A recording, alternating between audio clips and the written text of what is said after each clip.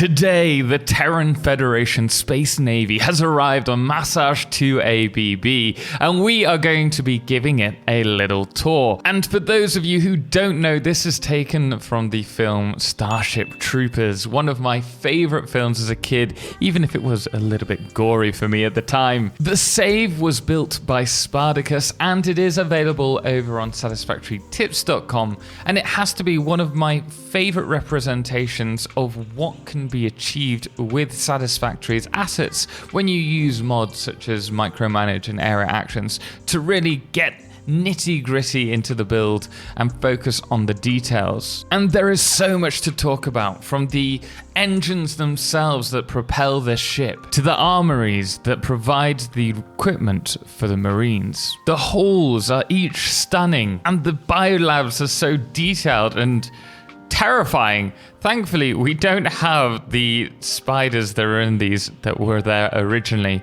but it still looks very daunting. And of course, if you do like this video, please do hit the thumbs up, and if you want to see more, don't forget to subscribe, as we do cover many tours. But let's get into it. With a ship as big as this, there is no clear starting point, so why don't we start from the back of the ship and make our way to the front. From behind, we can see the propulsion engines, and they look amazing. This is both a mixture of signs and foundations and beams and walls that are all blended together to create this kind of detailing. But it's not just the outside that's full of the details. Inside, there are actual working generators to power this. To get to the generators, we have to go through the maintenance area. It's a little more narrow and small, but it really does capture the essence. We have beams that are being used to enclose the pipes. We have the, I think these are billboards actually. Oh no, they're roofing turned on their side to give it the rigid look. And the steps are each individual foundations. The lights have been made smaller so they can fit within the space. And then they've also made great use of the signs to accentuate the lighting. Reaching the top of the area, we have so much detail going into these hallways. We can see the outside of the ship. Various signs have been given incredible detail, and things like this, which are mergers, I believe, yeah, being used to add detail. I'd love to show the whole thing, but there is just so much going on, so much detail, and this is all to run the coal generators. Although I'm not quite sure where they are. We will find them, I assure you. We've got backup power. Here we go. And I believe this is the lower side of the generators, but everything looks like its own winding. It really does feel like it's part of the ship. The amount of time this must have taken, in fact, I know exactly how much, to get this far, there has been over 580 hours. Look at how they've positioned the coal generators to give it the look of fusion generators. Every element has been given so much thought. Deadly sign panels are dead, system offline. Truly is stunning. Oh, I probably shouldn't have gone in there. Through this time, Spardacus has really been able to push the boundaries and achieve something that is truly incredible. The patience that must have gone into this, it truly does astound me. Even these walls are made up of multiple components to produce this look. With the coal generator section, the top engine shown off, I should probably show very quickly the lower section as well. I will also mention that because so much detail is done in various parts of the ship, not everything is massively detailed. There are hallways that are incomplete, or at least haven't been gotten around to. But that really shouldn't put you off, because there is so much detailing in the various parts of the ships that it truly is mind-blowing. I just love what's been done, and it's so inspirational for doing details within the factories. This is the lower section of the propulsion engines. This is the fuel generators that are being used here.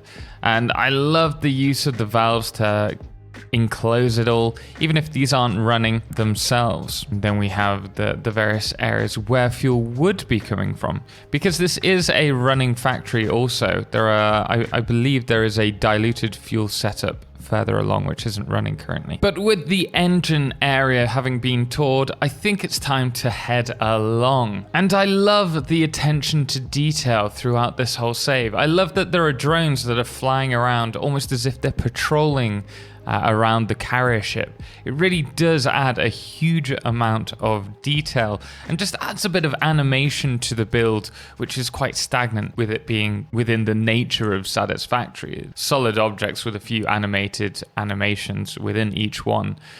This really does add to it. The drones transport all the resources that are needed to produce batteries in order to keep the drones running. So that's what's going on here. Sorry, not diluted packaged fuel as I originally thought. In this particular room, I love the structural supports. The amount of detail that goes into each individual section is truly immeasurable. The use of the foundations, the beams, and I'm going to say this throughout, the signs, the pillars to create this piece, to create this given aesthetic that Spardacus is going for is truly breathtaking. There are observation sections which allow you to have a look at everything that's going along in the room below, something that I can see being filled with people. Within here we can hear the thud of the reactor, which we're going to head to now, and I love that the areas have been given their signage.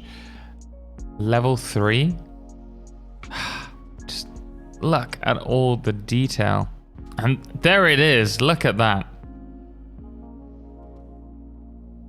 This is one of the oh no, this is the pressurizer, isn't it? Creating that thud. I love how this all comes together to look like a fusion reactor. There's so much detail, all of the walkways above. You could just see this bustling with support staff trying to keep this running. Throughout my tours, I have seen so many incredibly detailed factories. And one thing that I've always mentioned is my love of people trying to create a scene, and not just a factory that runs, but also to use the aesthetics to give an idea as to what's going on. And though this doesn't have a particular scene, the use of the aesthetics have changed the game completely. I have not seen a save that is this detailed, and I have seen some incredible ones in terms of factories that are truly mind-blowing. But this is on a whole different level when it comes to the detail that's put into these rooms. Even the consoles are worth checking out. You have the offline monitors for the rest of them, and then they use also the I believe it's the programmable splitters. It might be the smart ones. No, I think it's the programmable ones, to create these little panels which just look fantastic. At this point, I would love to hear what your favorite part of this factory is throughout this tour in the comments below. Do let us know, and whether you'd like to see other tours like this of similar styled factories, worlds. It's just occurred to me how many different pieces are being used here. So we have what I think is different mergers or maybe even splitters to create those like rigid sections. And then you have the signs along the sides to create these lit up panels. And alongside that, there's obviously the pressurizer. There's so much that's going into this just to give it this look.